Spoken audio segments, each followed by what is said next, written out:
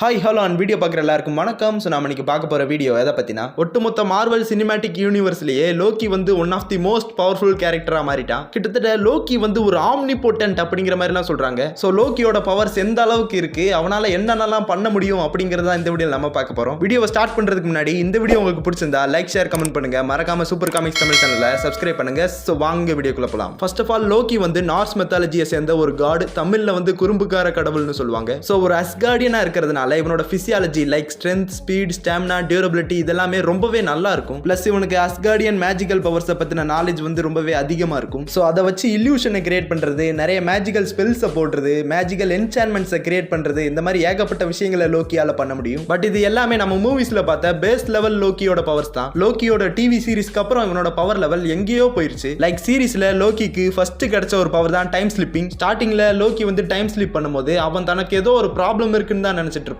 அதுக்கப்புறமா மோபி தான் சொல்லுவான், நீ காலத்தோட ஓட்டத்துல முன்னும் பின்னும் இடம் மாறிக்கிட்டே இருக்க, அதை நீ கட்டுப்படுத்த கத்துக்கிட்டேன்னா உனக்கு அது ரொம்பவே நல்லதுன்னு சொல்லுவான். அதை கேட்டதுக்கு அப்புறம் தான் லோக்கி வந்து இந்த டைம் ஸ்லிப்பிங்கை கொஞ்சம் கொஞ்சமா கட்டுப்படுத்த கத்துக்குவான். ஸோ இந்த டைம் ஸ்லிப்பிங் பவர் மூலமா லோக்கியால பாஸ்ட், பிரசன்ட், ஃபியூச்சர் இப்படி தான் நினைக்கிற எந்த ஒரு டைம்ல எனக்கு வேணாலும் டிராவல் பண்ண முடியும். பிளஸ் தன்னை சுத்தி இருக்கிற டைமை ஃப்ரீஸ் பண்றது, இல்ல ஒரு குறிப்பிட்ட ஆப்ஜெக்டோட டைமை ஃபாஸ்ட் பண்றது, ஸ்டாப் பண்றது, இந்த மாதிரி ஏகப்பட்ட விஷயங்களை பண்ண முடியும். ஸோ இந்த ஒரு லெவல்ல லோக்கி வந்து பென்டன் சீரிஸ்ல ப்ரொஃபசர் பேரடாக்ஸ்ங்கிற கேரக்டரை பார்த்திருப்பீங்க. அவரை போலவே தான் லோக்கி வந்து எம்சியூல செயல்பட்டு இருந்தா. பட் வித்தியாசம் என்னன்னா, ப்ரொஃபசர் பேரடாக்ஸ் வந்து இயான் அண்ட் வில்காக்ஸ் மாதிரியான வில்லன்ஸ் கிட்ட இருந்து மல்டிவர்ஸை பென்டன் மூலமா காப்பாத்துவாரு. ஆனா எம்சியூல லோக்கி வந்து அவனே தான் ஒட்டுமொத்த மல்டிவர்ஸையும் காப்பாத்திருக்கான். அண்ட் ஃபர்ஸ்ட் ஆஃப் ஆல், லோக்கிக்கு எப்படி இந்த டைம் ஸ்லிப்பிங் பவர் கிடைச்சதுன்னு பார்த்தோம்னா, லோக்கி தான் பாத்தீங்கன்னா தேர்ந்தெடுக்கப்பட்டவன். யாரால தேர்ந்தெடுக்கப்பட்டானா, கேங்கால. அதாவது ஹீ ஹூ ரிமைன்ஸ் சொல்லியிருப்பான், லோக்கி அண்ட் செல்வி நீங்க ரெண்டு பேருமே என்ன பத்தி தெரிஞ்சுக்கிட்டது, இங்க வந்தது, என்ன கொல்ல ட்ரை பண்றது, இது எல்லாத்துக்குமே வழி அமைச்சு கொடுத்ததே நான் தான். நான் நினைச்சபடி தான் நீங்க எல்லாருமே நடந்துட்டு இருக்கீங்கன்னு சொல்லுவான். சோ கேங்குக்கு சில்வி அண்ட் லோக்கி ரெண்டு பேருமே தன்னை கொல்ல வர போறாங்கங்கிற விஷயம் முன்கூட்டியே தெரியும். அப்படி தெரிஞ்சுமே கூட கேங் வந்து சில்வியை தன்னை கொல்றதுக்கு விட்டுருப்பான்.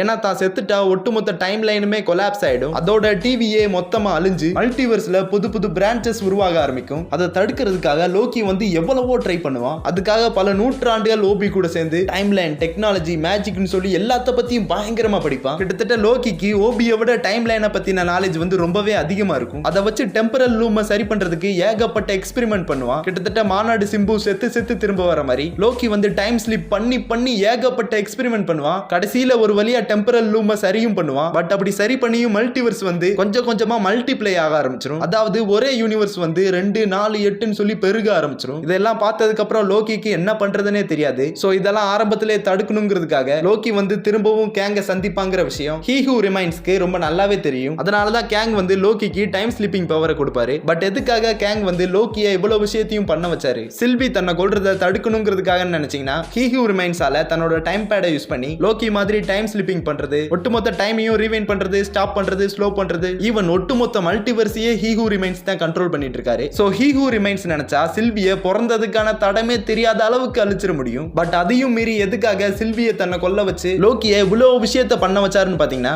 கேங் வந்து பல நூறு வருஷமா தனிமையிலே இருந்து ஒட்டுமொத்த மல்டிவர்ஸையே ரூல் பண்ணிட்டு இருந்தாரு. ஒரு கட்டத்துக்கு மேல கேங் வந்து இப்படியே இருந்து டயர்ட் ஆயிட்டாரு. சோ தனக்கு அடுத்து இந்த மல்டிவர்ஸை கண்ட்ரோல் பண்ற வேலையை ஒரு ஆம்னி பொட்டன்ஷியல் கிட்ட கொடுக்கணும் அப்படிங்கிறதுக்காக தான் லோக்கியை சூஸ் பண்ணி அவனை இவ்வளவு விஷயத்தையும் பண்ண வச்சாரு. அதுக்கேத்த மாதிரியே லோக்கி வந்து ஒரு நூற்றாண்டு ஃபுல்லா படிச்சு டைம் லைனை பத்தி, மேஜிக்கை பத்தி கொஞ்சம் கொஞ்சமா படிச்சு தன்னைத்தானே ஒரு ஆம்னி பொட்டன்ட் லெவலுக்கு எவால்வ் பண்ணிக்கிட்டான். கிட்டத்தட்ட கேங் வந்து தன்னோட டைம் பேடை யூஸ் பண்ணி என்னென்னலாம் பண்ண முடியுமோ அது எல்லாத்தையுமே லோக்கியால டைம் பேட் இல்லாமலே பண்ண முடியும். இதை கன்ஃபார்ம் பண்ற விதமா தான் லோக்கி சீசன் 2 ஃபைனல் எபிசோட்ல ஹீ ஹூ ரிமைன்ஸ், அதாவது கேங் வந்து நீ இன்னும் டைம் ஸ்லிப்பிங்க முழுசா கத்துக்கலையான்னு சொல்லி லோக்கி கிட்ட கேட்பாரு. ஆனா லோக்கி வந்து அவன் கண்ணு முன்னாடியே சில்வியோட டைமை ஸ்டாப் பண்ணி காமிப்பான். இதை பார்த்த உடனே கேங்கே ஒரு நிமிஷம் ஷாக் ஆயிடுவாரு. ஏன்னா ஹீ ஹூ ரிமைன்ஸ் அளவுக்கு லோக்கி வந்து ஒரு பவர்ஃபுல்லான கேரக்டரா மாறிட்டான். அண்ட் இப்பதான் கேங் வந்து லோக்கிக்கு 2 சாய்ஸை கொடுப்பாரு. ஃபர்ஸ்ட் சாய்ஸ் என்னன்னா, இந்த டெம்பரல் லூமை அப்படியே விட்டுட்டு நான் இத்தனை வருஷமா செஞ்சுட்டு இருந்த வேலையை இனிமே நீ செய்யணும் அப்படிங்கிறது தான் ஃபர்ஸ்ட் சாய்ஸ். செகண்ட் சாய்ஸ் என்னன்னா, நீ நினைச்ச இந்த டெம்பரல் லூமே இல்லாத மாதிரி பண்ணிடலாம். அப்படி மட்டும் பண்ணிட்டேன்னா என்னோட ஈவில் கேங் வேரியன்ஸ் ஒட்டுமொத்த மல்டிவர்ஸையும் ஆக்கிரமிக்க ஆரம்பிச்சிருவாங்கன்னு சொல்லுவான். இதை கேட்ட உடனே லோக்கி வந்து கேங் சொன்ன 2 ஆப்ஷனையும் விட்டுட்டு மூணாவதா ஒரு சாய்ஸை தேர்ந்தெடுப்பான். அது என்னன்னா, லோக்கி வந்து இந்த ஒட்டுமொத்த டெம்பரல் லூமையே அழிச்சிருவான். அது ஏன்னா அந்த டெம்பரல் லூம் வந்து கால ஓட்டத்தை ஒரு நேர்கோட்டுல வைக்குது. சோ எக்ஸ்ட்ராவா ஏதாவது ஒரு பிரான்ச் உருவானா அதை இந்த டெம்பரல் லூம் அழிக்கிற வேலையை பண்ணுது. சோ யாராலையுமே ஃப்ரீ வில்லோட செயல்பட முடியாது. எல்லா டைம்லனுமே ஒருத்தர் நினைக்கிறபடி தான் நடக்குது. இது ஒரு கெட்ட கனவு மாதிரி இத்தனை வருஷமா கேங் பண்ணிட்டு இருந்ததையே திரும்பவும் லோக்கி பண்றதுக்கு விரும்பல. சோ லோக்கி வந்து டெம்பரல் லூம் அழிச்சிட்டு தன்னைத்தானே ஒரு லிவிங் டெம்பரல் லூமா மாத்திக்கிட்டான். அதாவது லோக்கி வந்து டெம்பரல் லூமையே பிரேக் பண்ணி அழியிற நிலைமையில இருந்த யூனிவர்ஸ்க்குலாம் புது உயிரோட்டத்தை கொடுத்திருக்கான். ஆனா லோக்கிக்கு எப்படி இந்த அளவுக்கு பவர்ஸ் கிடைச்சதுன்னு பார்த்தோம்னா, இத்தனை வருஷம் டைம் ஸ்லிப்பிங்ல லோக்கி வந்து தனக்குள்ள இருக்கிற காட் ஆஃப் ஸ்டோரிஸோட பவரை அன்லாக் பண்ணிருக்கான். அண்ட் காமிக்ஸ்ல இந்த காட் ஆஃப் ஸ்டோரிங்கிற வெர்ஷன்ல இருக்கும்போது லோக்கி எந்த ஒரு விஷயத்தை சொன்னாலும் அது அப்படியே நடக்கும். அந்த அளவுக்கு லோக்கி வந்து பவர்ஃபுல்லா இருப்பான். சோ அந்த காட் ஆஃப் ஸ்டோரியோட பவர் தான் லோக்கி வந்து தனக்குள்ள எவால்வ் பண்ணிருக்கிறதா சொல்லிக்கிறாங்க. பட் எம்சியூல அது இன்னும் கன்ஃபார்ம் பண்ணல. அண்ட் நேர்கோட்டில் இருந்த டைம்ல ஒரு ட்ரீ ஷேப்புக்கு மாத்திட்டான். ஏன்னா அப்பதான் புதுசா எவ்வளவு பிரான்ச்சஸ் உருவானாலும் ஒரு ட்ரீ ஷேப்ல இருக்கும்போது எந்த ஒரு ப்ராப்ளமுமே வராது. எல்லாருமே ஃப்ரீ வில்லோட செயல்படலாம். சோ தன்னோட ஃப்ரெண்ட்ஸ் அண்ட் மக்களை காப்பாற்றணுங்கிறதுக்காக லோக்கி வந்து தன்னோட ஒட்டுமொத்த வாழ்க்கையவே அர்ப்பணிச்சிட்டான். இதுக்கப்புறம் லோக்கி வந்து தன்னோட வாழ்நாள் முழுக்க அந்த த்ரோன்லயே தான் உட்காந்துட்டு இருக்க போறான். கிட்டத்தட்ட ஒட்டுமொத்த மல்டிவர்ஸோட ஒரு பாதுகாவலனாவே இருக்க போறான். சோ இப்போதைக்கு லோக்கியால மல்டிவர்ஸ்குள்ள எது எங்க நடக்குதுங்கிறத ரொம்ப ஈஸியாவே தெரிஞ்சுக்க முடியும். அண்ட் இவன் நினைச்ச ஒரு யூனிவர்ஸையே ஒட்டுமொத்தமா அழிச்சிட முடியும். ஏன்னா ஒட்டுமொத்த யூனிவர்ஸ்க்கே உயிரோட்டத்தை இவன் தான் கொடுத்துட்டு இருக்கான். அண்ட் டிவியை இப்ப வந்து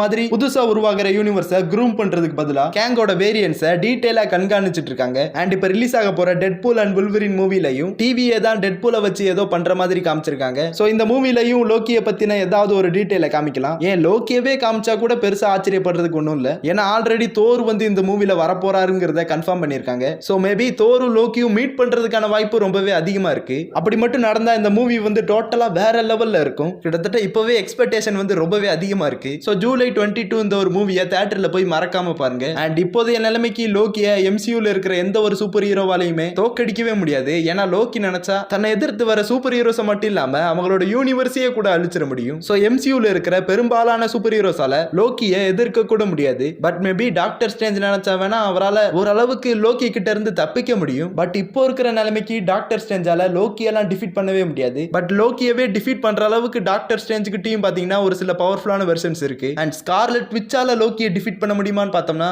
டார்க் ஹோல்ட் புக்கை ஃபுல்லா ரீட் பண்ணதுக்கு அப்புறம் ஸ்கார்லெட் விச்சால ரியாலிட்டியை கண்ணா பின்னான்னு மாத்தி அமைக்க முடியும். அண்ட் மத்த யூனிவர்ஸ்ல இருக்கிற தன்னோட வேரியன்ஸ் எல்லாம் கண்ட்ரோல் பண்ணி ஃபைட் பண்ணவும் முடியும். பட் இந்த பவர்ஸ் எல்லாம் வச்சு இப்போதைக்கு ஸ்கார்லெட் விச்சால லோக்கியெல்லாம் பாத்தீங்கன்னா டிஃபீட் பண்ண முடியாது. பட் இதுவே வாண்டா வந்து தனக்குள்ள இருக்கிற சித்தானோட பவர்ஸை கண்ட்ரோல் பண்ண கத்துக்கிட்டாங்கன்னா லோக்கியை அவங்களால டிஃபீட் பண்ண முடியலாம். நீங்க வந்து கொஞ்சம் திங்க் பண்ணி பாருங்க. லோக்கியோட அந்த ஒரு கிரீன் கலர் லுக் அண்ட் இவனோட டைம் பவர் எல்லாம் வச்சு பார்க்கும்போது இவனே டோட்டலா ஒரு டைம் ஸ்டோன் மாதிரி தான் இருக்கான். இவன் ஒரு பக்கம் இருக்க, இன்னொரு பக்கம் வாண்டா வந்து அவளோட அந்த ரெட் கலர் லுக் அண்ட் இவளோட ரியாலிட்டி வார்பிங் பவர் எல்லாம் பார்க்கும்போது இவளே ஒரு ரியாலிட்டி ஸ்டோன் மாதிரி தான் இருக்கா. சோ சப்போஸ் ஃபியூச்சர்ல லோக்கிக்கும் வாண்டாக்கும் ஒரு பேட்டில் நடந்தா அந்த ஒரு பேட்டில் ஒட்டுமொத்த ரியாலிட்டி அண்ட் டைமுக்கும் நடக்கிற ஃபைட்டா இருக்கும். அப்படி மட்டும் ஒரு ஃபைட் நடந்தா ஒட்டுமொத்த மல்டிவர்ஸோட நிலைமையை நீங்களே கொஞ்சம் இமேஜின் பண்ணி பாருங்க.